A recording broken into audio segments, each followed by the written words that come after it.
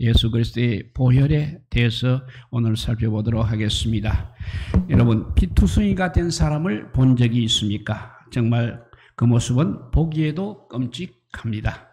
또 피비린 냄새를 맡아보셨습니까? 저절로 이마살이 찌푸릴 정도로 역합니다. 이처럼 피는 아름답지 않습니다. 도리어 우리에게 두려움을 자아내는 끔찍한 것입니다. 그런데 성경은 유난히 피에 대한 언급이 많이 있습니다. 그리고 피를 아주 중요하게 여기며 강조하고 있습니다. 또한 단순한 피 이렇게 부르지 아니하고 보배로운 피라고 묘사하며 찬양하고 있습니다. 그 이유가 무엇이겠습니까? 구약 성경을 보게 되면 유월절의 의식 중에는 양의 피를 문설주와 문 임방에 바르는 것이 있습니다. 피를 보고 심판의 천사가 지나가게 하였다는 것입니다. 구약의 또 제사에는 반드시 짐승을 죽입니다. 그래서 고기는 번제로 태워서 드리고 피는 그릇에 담아 지성소에 가지고 가서 속죄소에 뿌리며 백성들의 죄를 그렇게 사였습니다. 이것은 양이나 소와 같은 짐승이 죄인을 대신하여 죄를 담당하고 대신 죽는 희생의 죽음을 통해서 죄사함이 이루어지는 우리 하나님의 방법임을 보여주고 있습니다. 동시에 사람들의 모든 죄를 담당하시기 위해 보냄을 받은 하나님의 어린 양이신 예수 그리스도께서 피를 흘리시고 죽으신 십자가 사건을 예표하고 있는 것입니다. 예수님께서 십자가에서 피를 흘리심으로 우리의 모든 죄가 용서받게 되었습니다. 모든 죄를 사함받고 하나님 앞에 우리가 의인으로 설 수 있게 되었다는 것입니다. 그래서 찬송가에도 이 피에 대한 내용이, 피에 대한 찬송가가 너무나 많이 있습니다. 예수 십자가의 흘린 피로서 예수로 나의 구주 삼고 성령과 피로서 거듭나니 또 주의 피로 이룬 셈을 참 깊고 넓도다 등 피에 대한, 예수님의 피에 대한 찬양이 너무나 많이 있습니다. 그 이유는 사탄은, 마귀는 죄를 사하는 능력이 충만한 예수님의 피를 제일 두려워하기 때문에 그렇습니다. 악한 영의 역사가 강한 곳에는 무조건 보혈의 찬양을 많이 불러야 하겠습니다.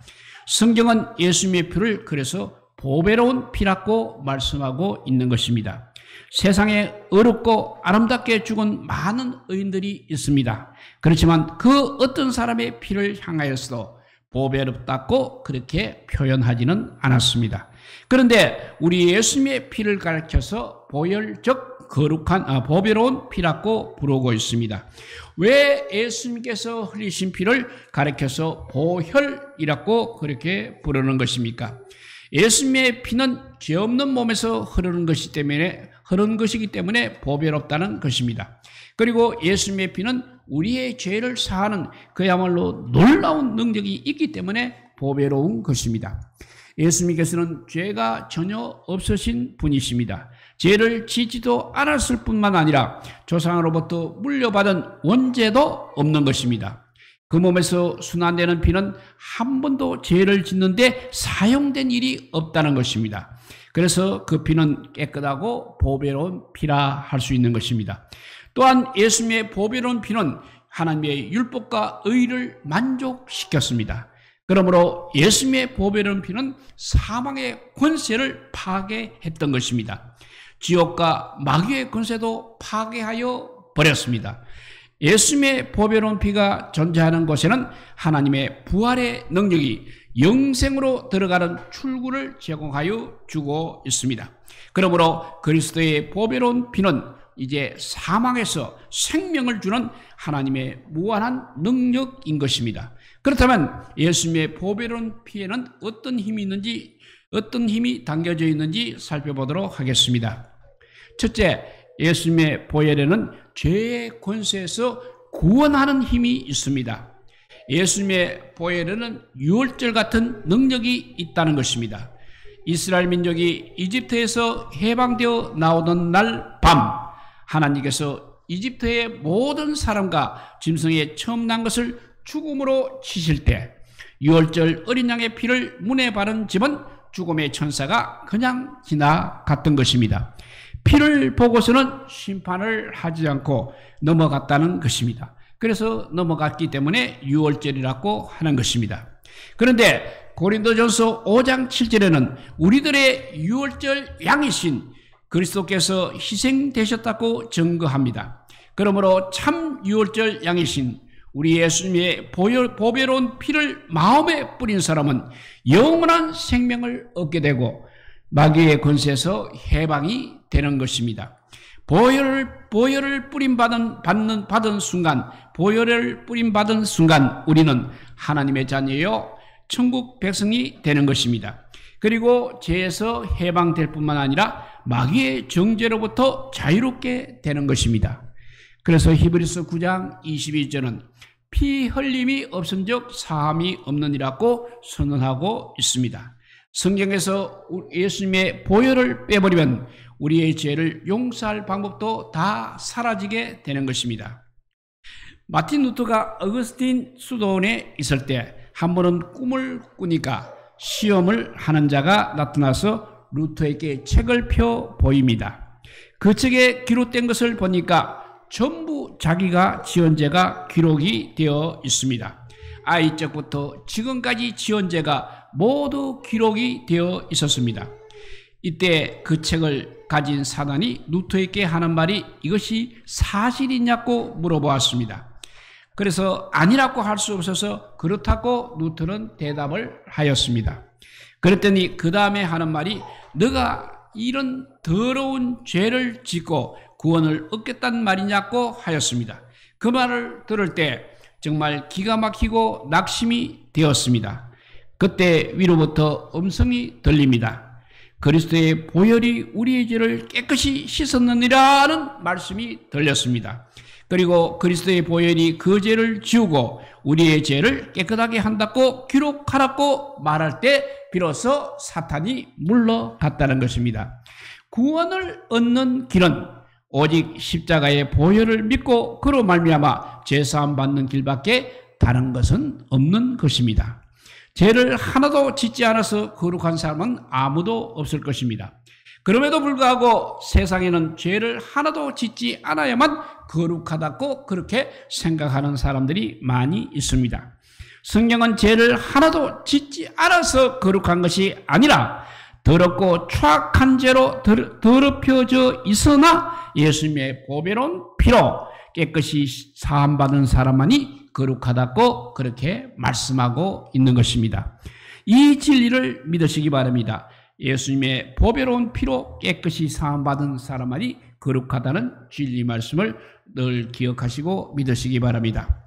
또 예수님의 보혈은 하늘 성소에 들어갈 담력을 주고 있습니다. 히브리서 10장 19절은 이렇게 말씀하고 있습니다. 그러므로 형제들아 우리가 예수의 피를 힘입어 성소에 들어갈 담력을 얻었다고 했습니다. 보혈을 힘입어 죄인이 하나님 보좌 앞으로 나아가 하나님을 배울 수 있는 담력을 얻게 된다는 것입니다. 보혈 없이는 감히 우리가 하나님의 얼굴을 배울 용기를 가질 수 없는 것입니다. 보혈 없이는 감히 하나님의 얼굴을 배울 용기를 가질 수 없는 것입니다. 우리 모두 죄가 드러나 심판받고 저주를 받을까 두렵고 떨리고 고개를 들 수 없는 그런 존재입니다. 그렇지만 예수님의 보배로운 피를 의지하여서 용기가 샘솟아나게 되는 것입니다. 그래서 담대하게 하나님을 아버지라고 부르고 있습니다. 또 은혜와 복을 강구할 수 있게 되었습니다. 이 진리를 확신하고 보혈을 의지하여 제사함 받기를 바랍니다. 보혈을 의지하여 죄책감에서 해방되기를 바랍니다. 보혈을 의지하여 날마다 하나님 아버지께 담대하게 나아가기를 바랍니다. 이렇게 보혈에는 첫째, 죄의 권세에서 구원하는 힘이 있다고 했습니다. 두 번째, 보혈에는 죄의 행실에서 변화시키는 힘이 있습니다. 예수님의 보혈은 우리의 모든 죄를 용서하는 힘이 있을 뿐만 아니라 우리를 망령된 행실에서 해방시키는 능력이 있습니다. 아무리 오래되고 깊이 뿌리 박힌 못된 죄의 습관도 예수님의 피뿌림을 받게 되면 끊을 수가 있다는 것입니다. 아무리 위대한 교육도 태어날 때 성질까지 변하게 할 수는 없는 것입니다. 우리의 죄의 성품은 이 세상 어떤 것으로도 바뀌어지지 않습니다. 오직 예수 그리스도의 피가 우리의 죄의 성품을 변화시킬 수 있는 것입니다. 감옥을 수없이 드나들었던 아들이 이제 옥에서 풀려나왔습니다.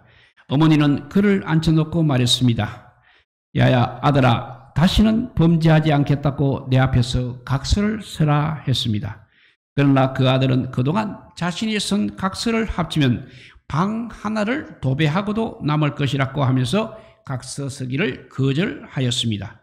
그러다 어머니는 팔을 걷어올려 칼로 혈관을 끊으면서 이렇게 말했습니다. 이 어미의 피로 각서를 쓰라 했습니다. 몇 년 후 그 아들은 많은 사람들 앞에서 이렇게 간증을 했습니다. 우리 어머니의 피로 각서를 써도 끊지 못하던 내 더러운 죄의 버릇을 예수님의 보혈의 능력으로 끊었습니다 라고 간증을 하였습니다. 여러분, 죄의 습관이 끈질기게 따라다녀서 얼마나 괴로우십니까? 우리들의 의지를 총동하여 싸워도 이길 수 없어서 절망이 되고 있습니까? 입술로 죄를 짓는 습관, 행동으로 죄를 짓는 습관, 마음으로 죄를 짓는 습관 등 죄의 습관은 너무나 많이 있습니다. 알코올 중독, 마약 중독, 음란의 유혹, 도박의 중독 등 이런 것들은 너무나 집요합니다. 그러나 두려워하지 마십시오. 이제부터는 보혈을 힘입으십시오. 제 유혹이 덤벼들 때마다 예수님의 보혈을 바라보시기 바랍니다. 그리고 보혈을 의지하여 명령하십시오. 예수님의 보혈을 힘입어 명령한다. 죄의 습관은 끊어져라 라고 명령하시기 바랍니다. 예수님의 보혈의 능력 앞에 죄의 권세는 항복하라고 명령하시기 바랍니다. 보혈의 힘을 의지하여 싸움으로 우리에게서 죄의 습관들이 다 사라지기를 축복합니다. 그래서 죄에서 자유를 얻게 하면 보혈의 능력, 주의 보혈, 시험을 이기는 성전이 참 놀라운 능력이로다라고 찬양을 하는 것입니다. 예수님의 보혈은 그 어떤 권세, 그 어떤 마귀보다도 더 큰 능력이 있는 것입니다. 죽음을 이기는 능력이 있습니다. 죄를 사하는 능력이 있습니다. 망령된 현실과 죄의 습관을 이기는 능력이 있습니다. 마귀가 상키롭고 덤벼들 때 담대함을 주어 물리치는 능력 등 수많은 큰 능력이 있음을 믿으시기 바랍니다. 보혈의 능력을 확신하고 힘입어 날마다 죄에서 승리하시기를 주님의 이름으로 축복합니다. 이렇게 보혈에는 죄의 권세에서 구원하는 힘이 있다고 했습니다. 두 번째, 보혈에는 죄의 행실에서 변화시키는 힘이 있습니다. 세 번째, 보혈에는 죄의 존재를 쫓아내는 힘이 있는 것입니다. 우리가 살아가는 이 세상에는 죄의 존재, 즉 악한 영이 숨어서 항상 역사하고 있습니다. 우리의 마음속에 숨어 있기도 하고 가정에서 숨어 역사하기도 합니다. 사회의 모든 영역에서 죄는 역사하고 있습니다. 심지어는 교회 안에도 교묘히 스며들어서 이간시키기도 합니다. 죄의 영향력을 확산시키기도 하는 것입니다. 그러나 사람들은 보이는 현상에만 집착할 뿐 그 배후에 마귀나 사탄의 역사가 개입되어 있음을 깨닫지 못하는 경우가 많은 것입니다.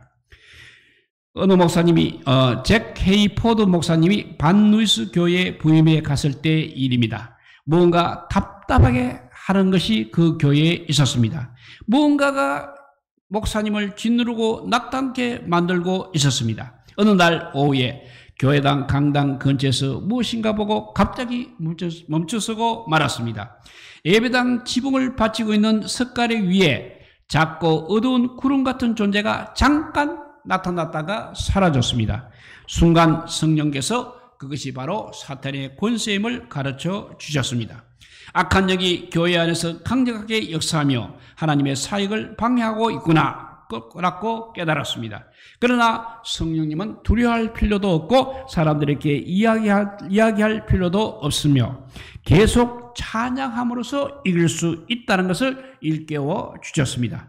그래서 헤이포드 목사님은 아무도 없을 때 예배당 안을 거닐며 박수를 치며 소리 높여 찬송을 불렀습니다. 그리고 악한 영을 대적하며 예수 그리스도의 영광을 선포하였습니다. 성령님 안에서 기뻐하였습니다. 그리고 주일날 성도들과 더불어 여러 곡의 찬송을 부르며 하나님을 경배하고 하나님의 영광을 선포하였습니다. 그러다 교회 안이 갑자기 밝아졌습니다.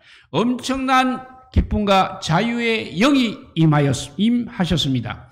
교회를 억누르고 있던 악한 영이 결국 떠나게 되고 성도의 얼굴에도 기쁨이 충만해졌다는 것입니다. 한 번은 목사님이 또 이사를 하게 되었습니다. 그런데 그 집에 살던 이전 거주자는 아들로 인하여 큰 어려움을 겪었습니다. 그 아들이 마약 중독자였습니다.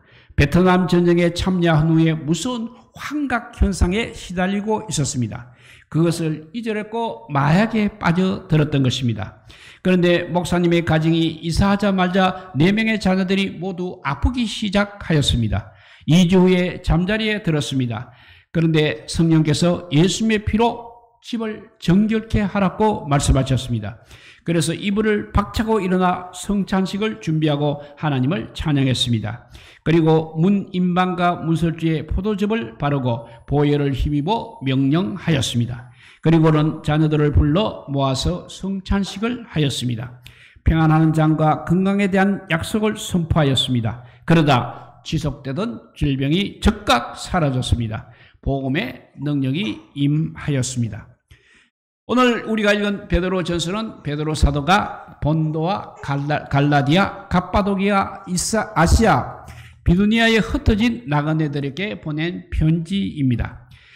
베드로는 베드로전서 1장 2절에서 예수 그리스도의 피뿌림을 얻기 위하여 택하심을 받은 자들에게 편지하노니 라고 말하고 있습니다. 누가 예수님을 믿습니까? 누가 하나님의 택하신 자들이 예수를 믿는 것입니다. 하나님의 택하신 자들이 예수님의 보혈에 뿌려지는 것입니다. 예수님은 온 세상 사람들을 위하여 피 흘렸습니다. 그러나 그 피는 예수님을 믿는 자들에게만 뿌려지는 것입니다. 그 피가 뿌려짐으로 우리의 과거의 죄와 현재의 죄와 미래의 죄가 다 깨끗하게 되었습니다. 사람들이 예수님의 보혈을 모르고 사는 것을 보면 너무나 안타깝습니다. 내가 죄인 것을 느끼고는 있지만 어떻게 죄를 해결받을 수 있을지를 모르고 있는 것입니다. 하나님께서 예수님의 보혈로 우리의 죄를 용서하시고 보혈로 죄의 잠뿐인 나쁜 습관까지 해결해 주시는 것을 모르고 있다는 것입니다. 보혈로 죄의 존재인 마귀사단을 쫓아낼 수 있는 능력을 주셨음을 모르고 그냥 짓눌려 살고 있는 사람이 너무나 많다는 것입니다. 여러분, 보혈의 비밀을 알고 보혈의 능력을 믿으시기 바랍니다. 예수님의 보배로운 피를 의지하여 범죄하게 하는 악한 영을 꾸짖어 쫓아버리고 늘 승리하시기 바랍니다. 예수님의 피를 여러분 마음에 뿌리고 보혈의 능력을 힘입어서 이제부터 자유를 누리며 살아가시기를 바랍니다.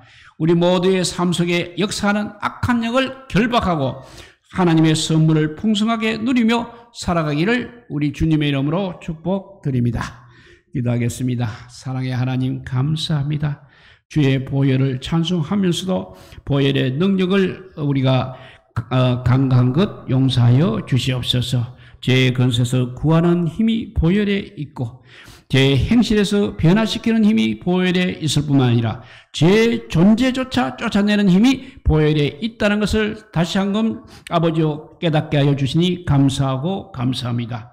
우리가 올리는 보혈 찬송이 우리를 모든 죄에서 아버지여 해방시키는 능력이 있음을 감사하며 보혈 찬송을 열심히 하는 저희들 되게 하여 주시고 또 아버지여 우리 주변에 믿지 않는 자들의 아버지여 그 구속을 아버지여 풀어주는 보혈의 찬송을 통해서 그들을 해방시켜 줄 수 있는 우리 모두가 되게 하여 주시기를 간절히 빌고 원하오며 이 모든 말씀 아무 공도 없으나 우리 구주 예수 그리스도 이름으로 기도드리옵나이다.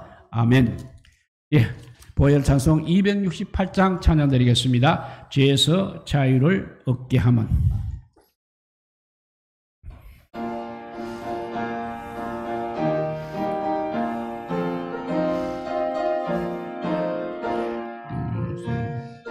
죄에서 자유를 얻게 함은 보혈의 능력, 주의 보혈, 시험을 이기고 승리하니 참 놀라운 능력이로다.